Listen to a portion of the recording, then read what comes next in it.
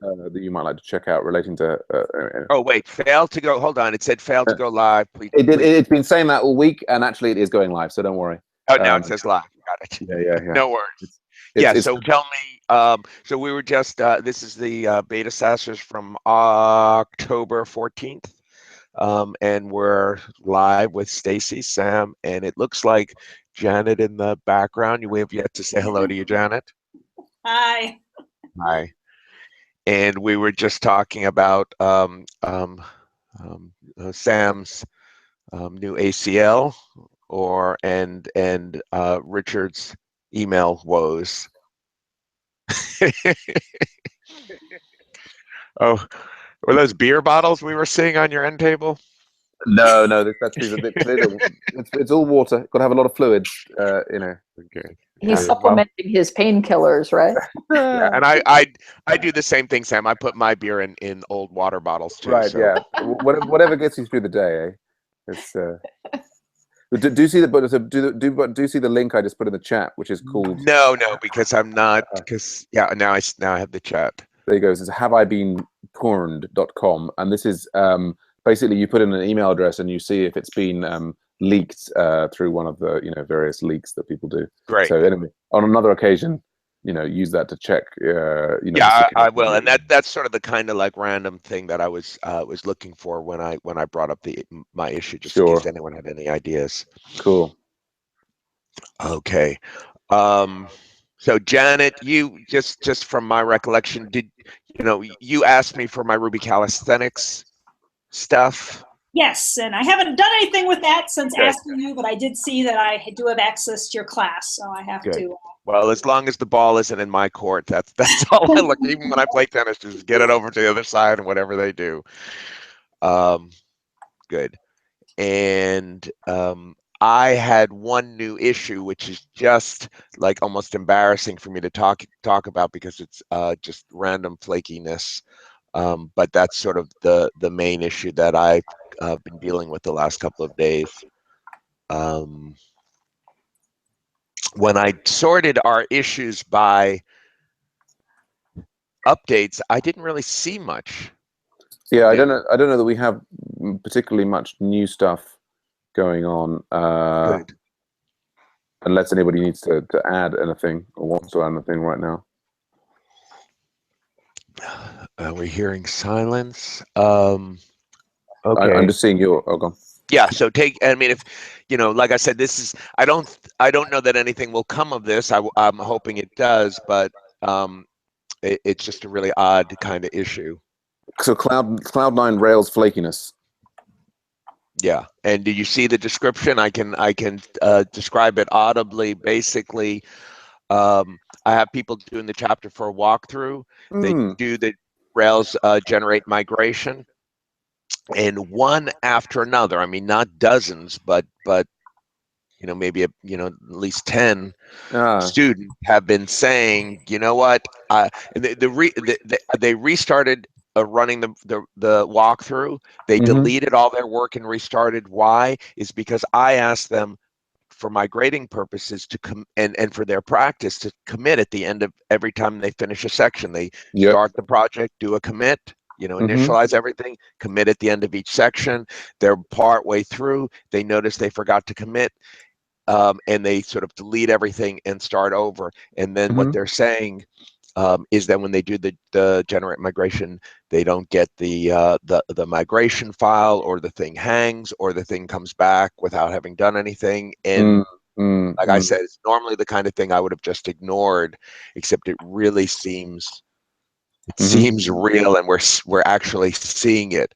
And separately in class yesterday, this is could be unrelated, is that we had people running Rails server, in the correct way locally in Cloud9, making change to their code file, saving it, and updating the web page. No evidence of the change. And it was even like one of my TAs said he had someone linked in with sharing, and they sort of did the same thing to the same workspace, and the change showing. Okay. Yeah. I mean, I'm just looking at the description. One of the TAs saying that they should Yeah. install Ruby 2.3.0. I just created a new Cloud9 thing from scratch just to see if their default Ruby version had changed. It still seems to be on Ruby 2.3.0. Yeah, all of these Right, things. which is why, but one of the things is, we're not sure that sometimes students may have created from the wrong, from the wrong Oh, right. They may have workspace, or maybe they have run the script. right Because the right. instructions at some point said to run the script, so that's Yeah. that's why he's saying that there is like, tell us before and after what you were on. Yeah, I think it would definitely be good if we could get one of these in the same way that the Python, the MIT class, they have a specific like workspace like for Cloud9. If we could have like a agile development using Ruby on Rails workspace template that basically when you went to create a, like if I just put a screen share on here, like so, like when you go into in here, yeah, like they they've did got for this the Rails intro. there's got like a Harvard tutorial. CS50 Yeah, there. yeah. But like there's obviously a space here in which Berkeley's CS169 should go. They're clearly wasted. I was going to, I know the founders of Cloud9. I was going to ask them. My guess is that Harvard paid money for placement. So I'll find out if that's how it's done. Otherwise, every university would have this, right? Right. Yeah, or although I mean, it may be a question. Well, I think that they do have a whole framework to allow open source submission of templates for here. So I think it's worth asking. I think that we're big enough that I would have thought they would be happy to help us.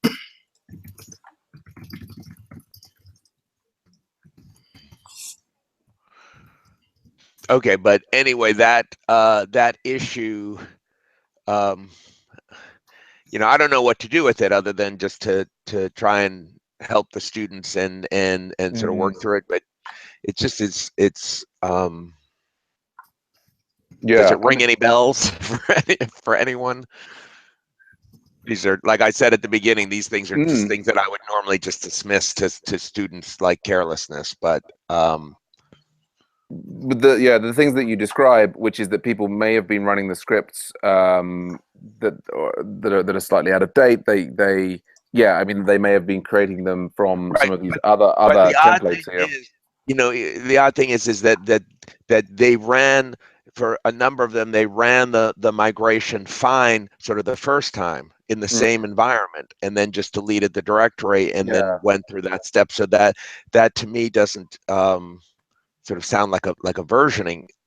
Well, what I will say this is that actually there were differences between Ruby 2.30 and 2.31 that caused some quite serious problems for us involving Cucumber and other bits and pieces. So I think that there's, you're describing quite a subtle thing there and saying that doesn't seem like that's going to, it would either work or not work or what have you. But I partly because moving through Ruby 2 through 2.1 to 2.2 has seemed to be kind of like a non-event for the last year and a half. I think there are some things that have caused some like quite subtle bugs to fall through in the last couple of versions. So I guess I'm just reflecting. I'm not quite so surprised there that you're encountering those things. Although I haven't, certainly in the MOOC, I haven't had any descriptions of the and pretty much everyone in the MOOC's using Cloud9. So. Yeah. Okay, and so you sort of are plus oneing this versioning, this version issue that my TA identified as like let's go with that. The only reason I put that there is that was the last thing that we came up with before we right. But do you have any evidence that this has actually fixed things? No, because it's just like I said, it's just I mean, yes, in one case, but it hasn't been. We haven't gotten any wholesale reports or data back.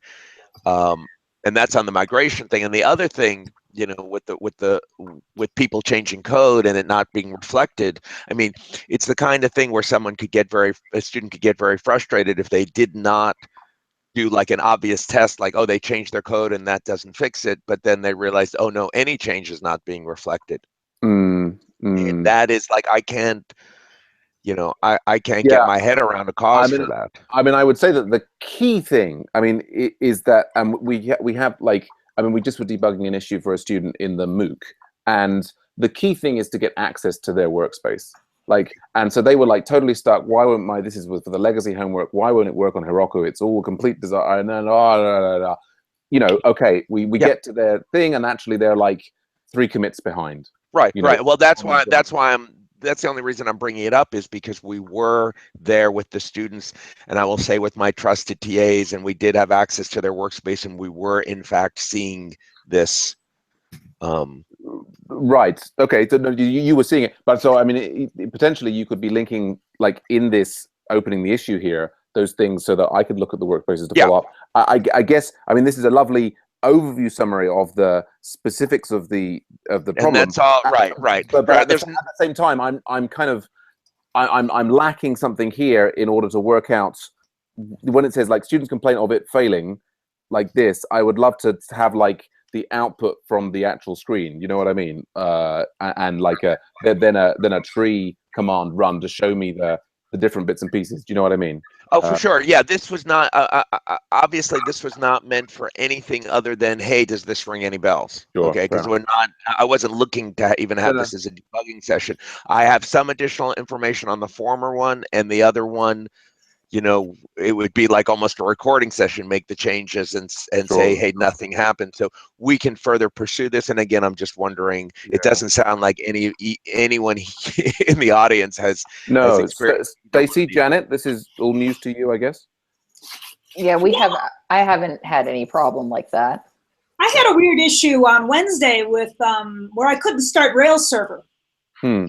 And I was thinking, oh, it's the gem file. And then I realized I went to the homework for a walkthrough that I had done the previous week, and I couldn't start it there. So I still don't know. I did copy and paste the server start command from a Word file. So I don't know whether some weird character, invisible character, had gotten into that. It was like things weren't loading. So then I'm doing all of these Google searches, and they're saying, oh, start your RVM and I'll restart or reinstall. I'm like, I'm pretty sure I don't need to reinstall anything. And I eventually just got out of Cloud9 completely, got back in, retyped the command, and everything was happy. But it was definitely, I was, you know, pretty panicked because I'm like, oh no, I can't start it in any of my directories. And, you know, I've broken my Cloud9 install or. No. So if anybody sees this or their students have this happen, I don't know whether it was retyping the command that fixed it or getting out of Cloud9, but but it was definitely, yeah, because all the suggestions I was seeing on Stack Overflow for fixing it were all really terrifying. So. Interesting. Yeah, the only thing I've been really running into trouble with were the, I was trying to copy some of the book instructions for the strong parameters. And it seems like the only thing that works is to create a private method that sets them up. If I try to do it inside the methods that I'm using to code, it doesn't work. So, you know, I think I had a couple of other things. I'll have to look at my notes of that with the book walkthrough where I tried to follow the instructions and things just still weren't really working. Oh, okay. Do feel free to pop those into the that, you know, the issues board. Issues, yeah, no, and I think there was at least one place where there may have been some slightly out of date things still in some spots. Okay. So. Yeah. Cool. Yeah. Well, if we can get the specifics on that, we can dive into them. Yeah. No, I think we need to do that for you guys. Sure. Did anybody else have any other items that they wanted to add to the agenda? I have a couple of things that I wanted to ask about project scope, but if we can do that after other people have gotten off, if they're not affected by it, we're officially starting to use it. So good stuff. Yes. Well, let's maybe just go specifically. Stacey, did you have any items or concerns this week? Not this week, but I didn't actually meet with my students this week since we were fall break. Ah, relaxing. Yay. Well, I don't know about relaxing for me. Sorry, yeah. Well, I just, full with HPU, we don't have a full break. There's just Thanksgiving. So I'm like, full break. Yeah, it sounds great. But cool. Janet, anything? I mean, you mentioned obviously a few of those issues. We'll get into more of those. Anything else on your mind at the moment? Yeah, so I did end up, I had emailed about the GitHub, the whole GitHub education thing. I ended up just requesting it the old way and got set up. But I did find it rather interesting that And it's not just, similar things happen when I was looking into some other things you had to authenticate, where they just say we want access into every single repository that you've got any sort of privileges on. And it just and it bothered me that, and I guess this is a GitHub thing, that there didn't seem to be the ability of saying, yes, I want to grant it for my class. No, I don't want to grant it for my research. And no, I don't want to grant it for these other repositories that other people were kind enough to add me to. So, so I don't know, it might be worth checking out to see, maybe some people may have gone ahead and just said yes, and that there's all sorts of privileges given out on the repositories that maybe you guys didn't want.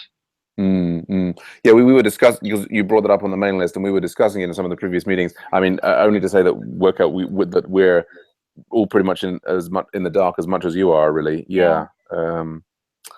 Yeah, I sort of owe those guys a visit, but I don't fully understand the purpose of the GitHub education community, as they call it. So I think I might need to go and focus them a little bit. That would be good. It's I mean, I have kind of a standing invite. I've been so slammed that I haven't had time to do anything but sleep and work. But I'm looking for a breather, because I do want to find. I'm on pretty good terms with their education folks, but so when they started the education thing, I basically said, yeah, just I'm happy to help and pitch in. Let me know what you need, but I don't really understand what they're trying to do. So I mean, I'm guessing it probably has them. Because like right now, if I want to set up my students in GitHub, I have to get all the GitHub IDs. And of course, some of them don't write them clearly, or they misspell them, or they have more than one, or, so there's all these issues, and then I have to go in and manually add all these students. So I think by going through their new way, I guess there's some way of, they take care of it somehow. Somehow I guess they have to get the list. So that all sounds kind of nice, but this issue of giving them delete privileges to all the repositories. Yeah. It's and maybe then that just needs some tweaking. Maybe we can find out some more. It'd be great if you get a chance to follow up on that, Amanda. Sorry, go on. Yeah, I mean, we do have some local automation that we've built, where basically each large CS class is an org, and there's some automation that adds all the enrolled students in the class to the org at the beginning of the semester, and then removes them from the org at the end of the semester. And that allows the org to have sort of private repos per student, or private repos for student teams. It also allows the instructors to have basically arbitrary access over student repos. So we haven't done this in 169 because we haven't really needed it. Usually as long as we have read access on the student repos, it's been sufficient. But we may change that, because what happens is that it's hard to hand off a project to a future student team, because then you end up with forks of the repo. Every time a new student team takes over, since they can't push to the original repo, and the students who created the project may be long gone. Anyway, neither here nor there. Sorry, I'm tired. Amanda, one of the things I think from a previous is that we were going to be looking into, so like you mentioned some of those automation scripts there, and they've got some mechanism for maybe getting an overview of so a lot of students for these early CS classes will push up their stuff, and then that's got to be turned into grades in a grade book and whatever, and there's some degree of automation. Were you meeting up with you were talking about a really smart guy who's kind of running the automation for that, and to find out more about it? Did we get anywhere on that? Yeah, well, I thought the thing that I was asking about was AutoGraders, which is the right, where you answer questions and you have to answer until correct before you can move on in the assignment. So I did talk to him about that. He said actually it's pretty modular, and there are already people using it for non-Python code. I don't know what the granularity of so I think for the self-check questions, they have to be pretty self-contained. So, it can consist of having the student write code, but we're talking about sort of a few lines. But I think that should be okay for the kinds of questions we have. So it sounds like the short answer is if we wanted to incorporate it for classroom use, doing something like, force the student to be able to answer some questions before they move on, it sounds like it would be possible. Now, we don't really have any engineering resources at the moment to go off and do that, but it is all open source, and he said it shouldn't be too hard. Yeah. Right, and that was one thing, which was like, you know, the questions. I thought, was there not another thing which was for the CS classes for like managing assignments, which is separate from the questions, or am I just getting confused? Managing assignments. Well, like in these early CS classes, you've got like 500,000 students or what have you, and they've got to submit homework assignments, right? Oh, you're talking. Yeah, they. I have not talked to the guy who did that. That is a. Oh, that's separate. Okay. That's an auto grading mechanism that's tied in with the ability to have the students be members of an org. Right. And the idea is that if they push to the right fork or the right branch of the right repo, Yes. there's a post commit hook that triggers the auto grader to run or something like that. So no, I have not managed to catch up with that person yet. Okay. That's a different person than the guy who wrote the OK grader. Got you. Yes. Well, please do forward any repos that you've got. It almost makes me wonder if there's some way that I could like take some of these early Berkeley classes so that I can kind of properly absorb all the ideas and kind of use them. But anyway. Well, I don't know if their tools are all linked from here, but the that's the website for the course for which most of the automation was developed. I just slacked it. I don't know if the repo has pointers to the repos of the tools, or if that's only the student-facing course materials. But, I'll review that one then. Yeah, cool. Yeah, no, this is in the category of things I would love to spend some time on in spring, but right now I'm trying to get from day to day. Totally hear you. Yeah, I'll add a note on this one to check this out, and I'll come back around on that. While we're just on other things, I will mention that we did have a grader outage this week, and that was because I think we filled up all the space on the grader because it basically stores all of the assignments of the students that are submitted and or anonymized, and all of the and the log file keeps on.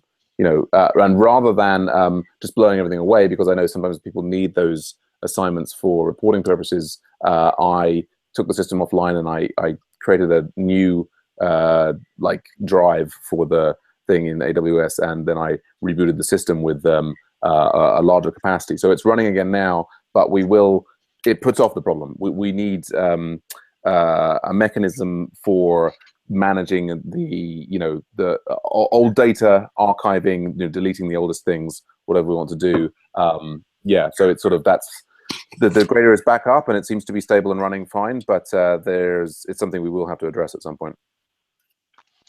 Okay. Speaking of sort of student submissions and forks, this is something we talked about, but for the instructions for the homeworks, you've been changing and having students just clone from the SaaSbook workspace, and yes. I am continuing to have my students fork and then clone, and with the idea that this gives them the ability to push back up to GitHub and allows us, sort of, that's the easiest way for us to look at their code. And I'm just sort of reiterating that. And I know it keeps sort of copies of solutions out there publicly, but I feel like there's so many of those. Yeah, you can't plug the dike. That's why I was surprised and pleased when Michael Verdicchio found the follow-up questions for use with the hang person homework. I don't know if you guys were on that thread. Yeah. Where I had created a bunch of questions that could be used on something like a real exam that would be quite straightforward if you had done the homework yourself, but vexing if you had copied the homework. And he asked whether we had questions like that for the other homework, and the answer is no, but we really should. Because I'm convinced it's a losing uphill battle at the end of the day, which is unfortunate. Perhaps if our students were paying $12,000 for a boot camp, they wouldn't be as motivated to take shortcuts. But indeed. I'm just going to mention there on the for what Richard was saying there about the forking is cloning it doesn't prevent you from pushing it back up to GitHub. I think on the MOOC, I very strongly recommend people clone it directly because, for example, this person who had the problem with the legacy homework is that the problem is if they fork it, and if they forked it like, a while ago, if we now push out fixes, as I just recently did for the legacy homework to deal with changes on Heroku, then their fork gets out of date. Now, of course, it's a wonderful learning experience to learn about, oh, my fork's out of date. I have to learn how to pull from upstream, which is great, but it can also be terribly confusing for the student who's not familiar with that thing. Whereas if cloning. It's generally and something that can be a very good learning experience when it is the focus of the experience can be a really terrible and distracting experience when it isn't the focus. So totally. You're right that I see why cloning is better. I guess maybe we should just, if there's a way to make clear that if you do clone the repo, please don't submit a pull request. Yeah, well, and I think the interesting thing there is, well, the bonus that we get from cloning there is that if you have cloned it, it's actually much more difficult to make a pull request. So if you just clone the existing, like the homework 2, like the typo repo, and all you've got is the clone, you can't, from command line, make a pull request. Because the usual mechanism for the pull request is if you've forked it, you do the pull request from your fork. So I think it actually, I mean, I'm sort of all for radical transparency, but I think by having students, and we've changed now, I think almost all of the assignments to recommend cloning in the first instance, it means the chances of a student sending the pull request back to the original repo is actually lower. And it also means that anybody can still push up their code, but if they're doing it from having cloned first and then making a separate repo, it's not linked on GitHub, so you can't immediately kind of discover the solutions by looking at the fork web, as it were. But anyway. Okay, so when they push, if they've done a direct clone and push their code, what they're pushing to, what exactly? Well, they would push to their own. I mean, they will not have permissions. If they do a clone, they will get the origin will be set to like one of our repos in Sourcebook, and they will not be able to push back to it because they won't have the permissions. There's nothing that stops them from, for example, saying, right, I'm going to do git remote add, say the person's called John, and they put then in their own, GitHub repo, GitHub/John/ solution to homework 2 or whatever, and then they can push back up to that. The reality is probably that most students will not necessarily have the wherewithal to do that. If they forked it, as you say, it's actually much simpler because a standard push will push it back up. And so from your point of view, in terms of having a mechanism for them to share the code with you, that's actually much easier. Right. Well, that's actually why I brought it up, was to see if I was missing a little something. And you're saying that basically I could have them clone, and that might even be more desirable.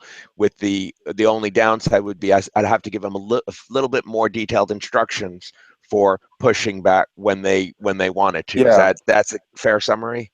That's a fair summary. What there also is, though, is that there's this, you may be familiar with this, the Git command line tool. There's also this command line tool called Hub, which I'm using more and more, which is really kind of cool. And it allows you to do pull requests from the command line. And it actually also allows you to create a GitHub repo from the command line.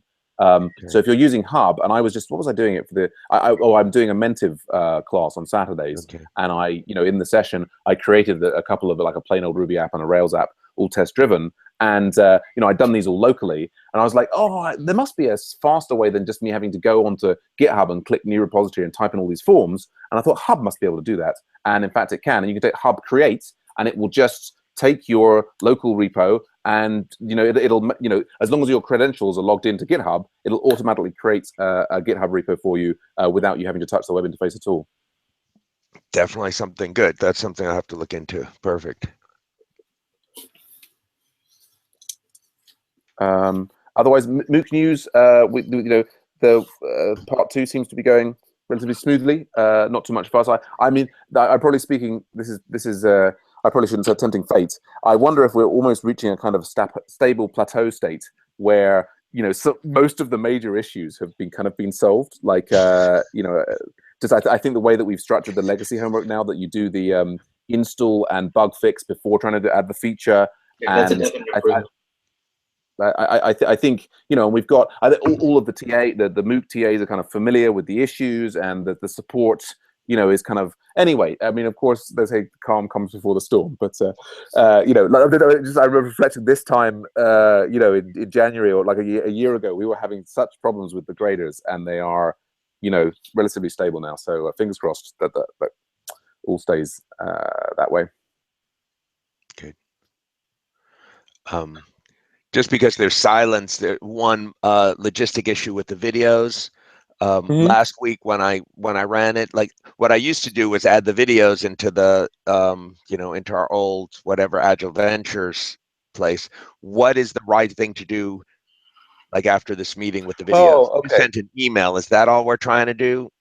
I think just the email. I mean, the actually on if I just go to Yeah, you make a good point there. I'll just go to AutoGraders. Actually, we do get on AutoGraders. I should probably just share that one, but let's go for the entire screen. We do have this past scrums things, and so you can always find. I mean, the AutoGraders ones kind of get a bit lost there. Can you see there? So this is us here. And that happens automatically. And that happens automatically. And in Right, fact, also, if we go to the project AutoGraders, I think we should even be able to see there. I mean, it's all kind of, the interface is not, but like the video. So you can actually see there's a list here of all of the AutoGrader meetings and the pair programming on the AutoGraders that we had in the past and so on are kind of maintained. I think very, very rarely do any people ever find these things hidden as they are behind this tab marked videos. But yeah. So I wouldn't worry about trying to embed. Okay, good. Yeah, I spent a couple of minutes trying to post the video, and then realized, oh, maybe I didn't have to. And then I saw you send an email, so I thought maybe I was. Yeah, and I think for the rest of the instructors around the world, I mean, probably there are very few who will catch up with every video. But I think that's probably. I would imagine that most of them, if they are going to watch it, the link in the email is probably the best way to get it to them. Okay, so we're not quite at the ability to monetize our videos here with well, you never know. I mean, what I'd love to have is the automation, so that basically you may or may not notice when you shut down, well, actually, because now it won't let you stop the broadcast anymore, so there's a nice feature that we'd added that kind of pops up a link to you to say, oh, this is the video. Right. Will not be seen anymore, but I would love to automate things. Anyway, that's good. As usual, I just went to them off. Oh, one thing I will say though is apart from the little echo, I'll just Janet briefly there. The Rails remote conference has been going on. I've been attending remote talks about Rails, and I gave a talk actually on learning through pull requests at the Rails remote conference. That was fun. I've got actually a draft of my talk on learning through pull requests in case anybody is interested in that. I will put that in the chat. Yeah, I think learning through pull requests is the way of the future or something. I can't find the link. Yeah, so I mean, Armando and I've got some things to talk about. Project Scope. Anything else that we need to cover today, or have we got all the main things? Yeah, I'm good. It sounds like if we had appropriate documentation of these issues that I was raising at the beginning, there would be interest in you looking at. I don't want to I'm always very happy to look into those things with particularly if I can get the error messages, as you may have seen in the BetaSaaSers. Rose was asking for help with one of the things there. I can generally take things apart from the error messages more effectively than I can from the general description. Right. So these things were like not right. The problem is these are the things exactly hard to sort of replicate and debug, like no error messages and no results and things not happening. But if I'll keep it in the back of my mind. We can replicate any of these things. Yeah, well, if you have if you're happy and the student's happy for you to share a link to the C9 workspace or give me access to that, then I can come in there and have a poke around. Right, but what we did exactly that, and when the person went in and poked around, it worked for them. Okay, right. Right, so it's like it's really squirrely, and I'm hoping. And that's when you tell the student, you say it's like you just need that magic touch with computers, and if you just keep on focusing and you keep on working hard, you will get it. Yeah. It's like use the force, Luke. Indeed. Okay. All good. Yeah, so I put a link to my talk on learning via pull requests there. Anything else? Graders. Oh, we did have, of course, that other thing with the ESAS instructors. Nice chat going on there. Some people concerned about getting too many emails there, and I followed up and sort of said there's a couple of people who contact me, and I've helped them manage their email volumes. I guess things are all under control now. So. Yeah, I didn't see how you followed up. Did you just put them in a digest?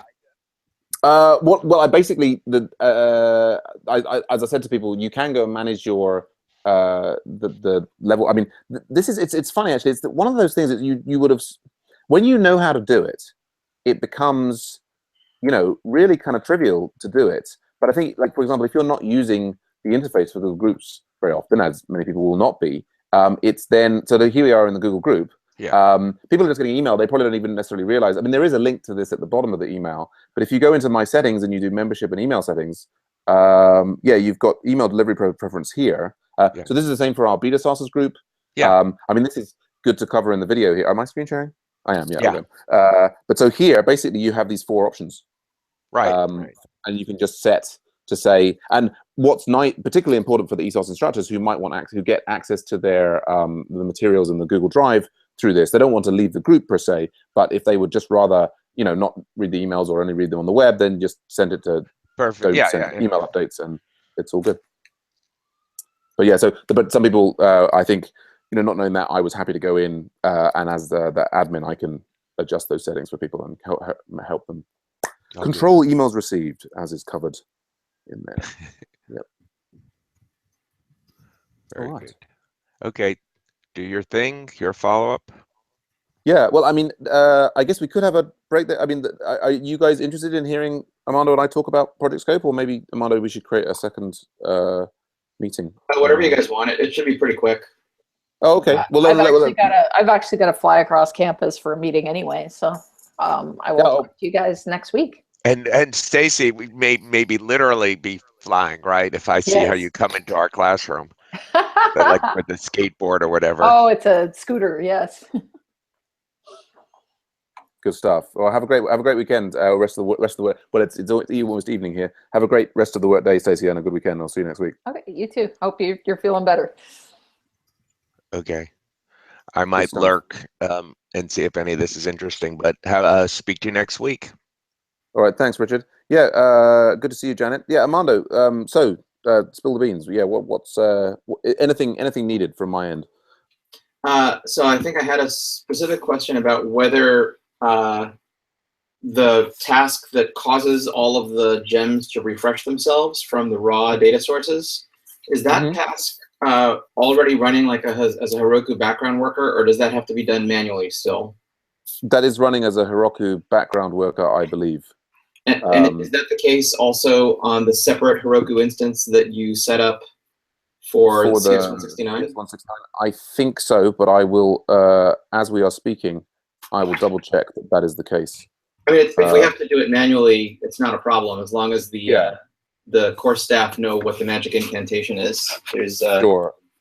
I assume it's there's some this is the scheduler here. It runs every day at 13:30 UTC. It is this task. Okay, cool. So Heroku allows you to. Is this a Heroku add-on that costs something, or? No, it is a free Heroku add-on. Although it potentially could. I mean, one of the things that's happening with Heroku is they're becoming a bit. I think they've been bought by Salesforce or whatever. They're becoming more and more draconian. I just got an email from them about how they've got some new thing that if you like the free tier is being squeezed so that you gradually get less and less dyno hours, and then if you use up all your dyno hours of the month, then all of your apps get shut down and stuff. So I think for the short term for Project Scope, I think we are fine because these are on my individual account and so on. But yeah, so this is in principle a free thing that we are using in the context of Heroku. I have noticed, and I've opened an issue, that we've got some of our tests are not as deterministic as we would like because they're using, like, I think because Rake is running in a separate thread and so on. Anyway, I'm kind of tracking a few things there that I think will need tightening up in order to make sure that the project, the tests continue to provide sensible values and can be used coherently. Okay, I will communicate that to the GSIs. So I approved the pull request. There were just changes to the README, and it was because as the staff was trying to enter the current round of projects, they didn't know which environment variables each of the gems needed. Yes, good call. So I had actually proposed a feature. I still, I don't know what sorry, I'm a little inarticulate this morning. I'm permanently exhausted right now. I'm trying to think of what did we decide was the best mechanism for staying coordinated on the repo. So for example, I just had a discussion with the student team and we talked about a couple of iteration 1 features. One of them is log in via GitHub and be able to track only your own projects. But another one was a proposal for a particular syntax to allow the plugin gems to advertise which config variables they care about. In other words, when you either call the constructor where you can pass a credentials hash, basically it's what are the variables that each of those gems expects to see. Right. So Andrew's gone through and he's added these pull requests to specify them in the README. Right. That was a starter, but my proposal for the students was to basically allow each gem to define a class level method that just returns an array of the names of the variables. And that can be used to populate the add new project form so that the desired keys show up. Yep. Well, that sounds good. And then I also, assuming my understanding is correct of how the pivotal tracker gem works, it sounds like the pivotal tracker gem expects an API token to be one of those variables, but if it's a public tracker, the token just can be any valid, the token just authenticates the call. It does not authorize access to the project, right? That sounds reasonable. I'm just bringing up the... That's probably true because in the past, I've played around with getting data from the tracker API. And my recollection is that as long as you have a valid token for making the call, you can get data about any project, I think. Yeah, I mean, that's very possibly true.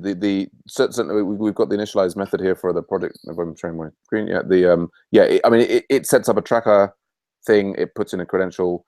Yeah, so I would imagine, I haven't tested that myself, but that sounds reasonable. And actually, I'm now doubting my own memory whether you can get the detailed metadata that the gem actually consumes by using any token, or if you need a project-specific token. Well, I can add something to make sure that we investigate and find that. So, do public trackers require a specific token, or will any do? Should investigate. Add conclusions to docs. Okay. Yes. Anything else on your mind? So where did you just enter the?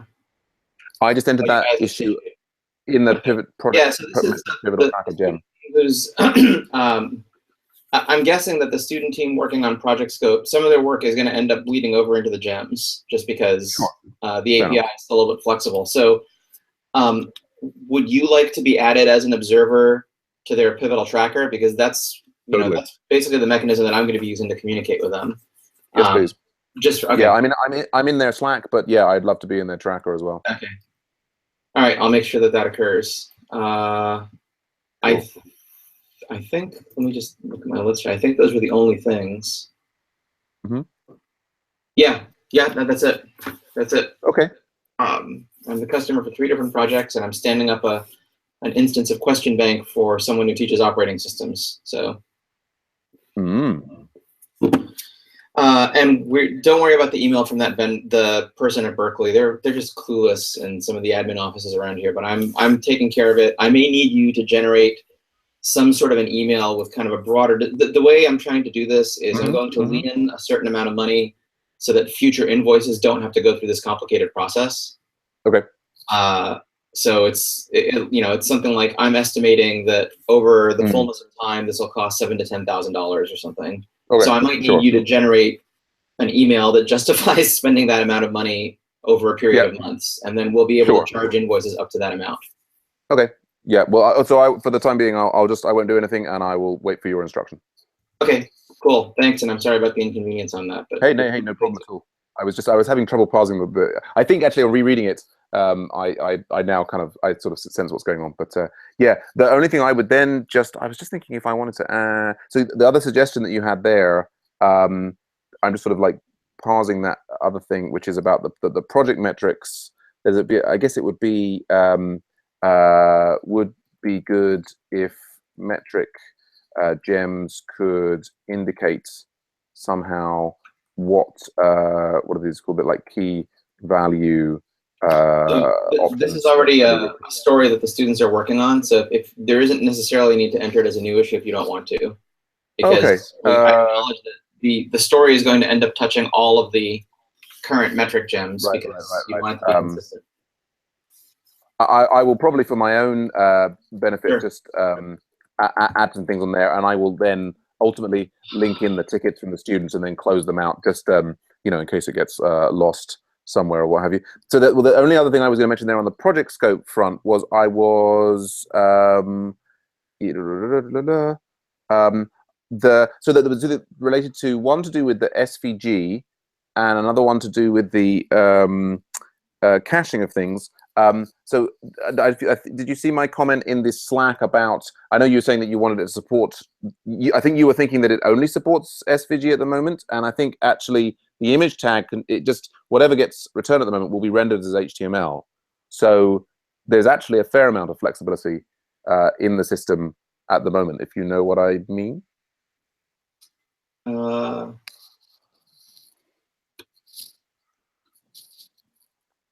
okay, I see. So yeah, so this was you updated the README and you were saying like currently it must be an SVG image. Yeah, I think we happen, right, and so I think it's actually the case that although all of the existing gems are currently returning SVG images, what's happening is that that's just being kind of rendered as HTML into the page. So in principle, the image could return an image tag with a link to a remote image. So when you say it's rendered as HTML into the page, you mean that it's returning a like a data colon, so, you know, an HTML inline image? Well, I think actually if we look at the code, what we see that it does, if we go and look in the view, is that, and that's in projects, and in this is in the index for the HAML here, is it just you know, it's just inserted here as so that, you know, it grabs stuff from the image and it's just inserted as raw HTML, because the SVG is just another XML variant, and so it just goes in there. And so, I mean, I haven't actually tested this, but I think if you put, you know, what is it, greater than, less than, img, what have you, it would all just get parsed and would become HTML in the document. Okay, so actually the correct description of the image method is that it returns a snippet of HTML suitable for displaying the image. Yes. And that could be something that's inlined, or it could be a pointer to a remotely stored image that was generated somewhere else, or, okay. Indeed, exactly. Exactly. Okay. And so that this pull request that I've got here just adjusts your language there with that's my version of that. I mean, absolutely, we can, you know, feel free to change that with different language. I mean, I think SVG is kind of good because it allows us to do I forgot to authenticate. I authenticated the other day. Why do I have to authenticate again? That's annoying. But the SVG, like for example, for the Slack things, you know, we've got mouse over, so you can see, you know, you can see the person who is the most active. You can see their username and so on and so forth. I see. Which I'm I think merging your pull request right now, by the way. Oh, okay. Yeah, so I've got some links in how to use that. Notice one thing on the pull request there is that the pull request, the CI failed, and that relates to this, effectively this kind of lack. We're not completely sandboxing the way it talks to some of the APIs correctly, but I've opened an issue for that, and we're working on that. The only other thing that I was going to then say is just related to the way in which we use the gems is you've been keen on this approach of kind of doing the caching and memoizing so like the individual, for example, the GitHub gem would like pull in data, and then, you know, repeated calls to the same method would not hit the network.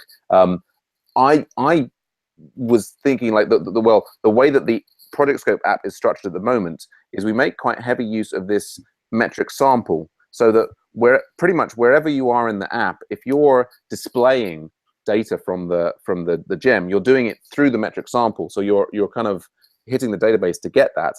I'm kind of thinking like if we might take a leaf out of the book of the functional programming, is that there's an argument for the gems kind of that whenever you call the method, that they always consistently do the full calculation, as whether that involves a local calculation or reaching out to a remote thing, so that there's, you know, it makes them less complicated. They're kind of like really blind process kind of things. They never store any states.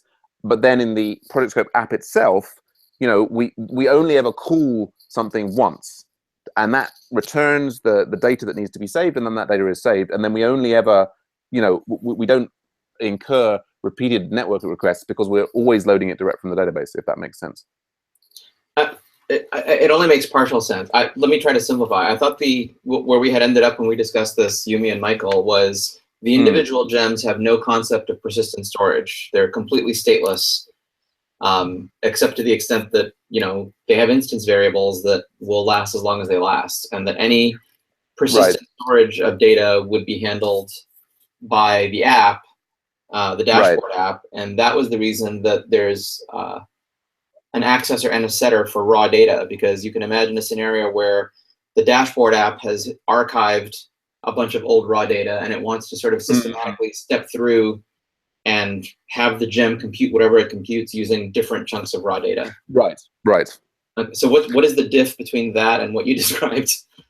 Oh, I think it's so the diff between that is that we don't have memoization of the individual. Like when you call image, it will always work off that raw data. It won't, for example, save a copy of when I say save, I mean it won't memorize.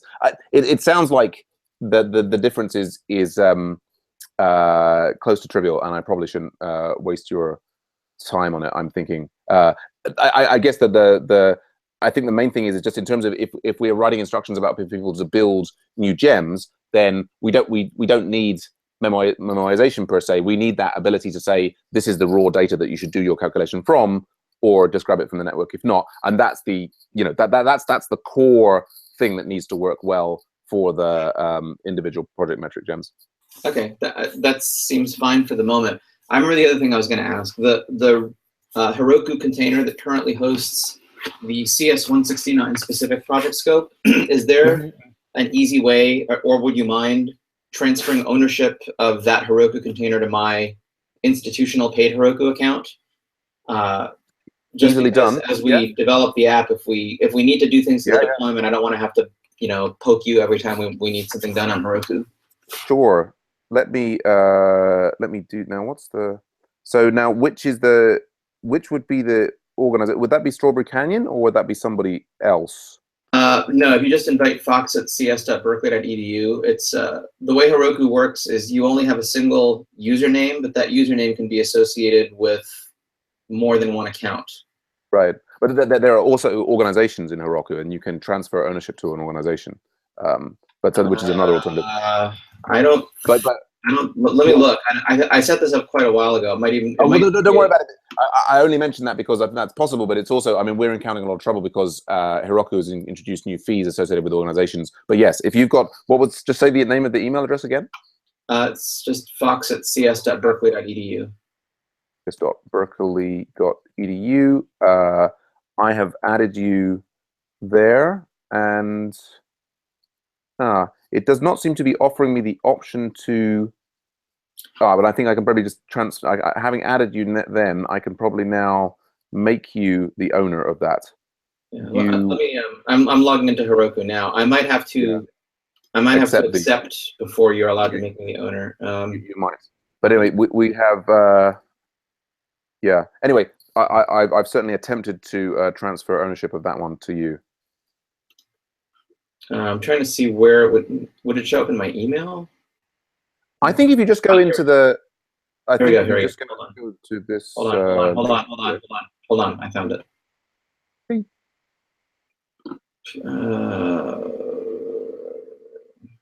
Follow link to accept or reject.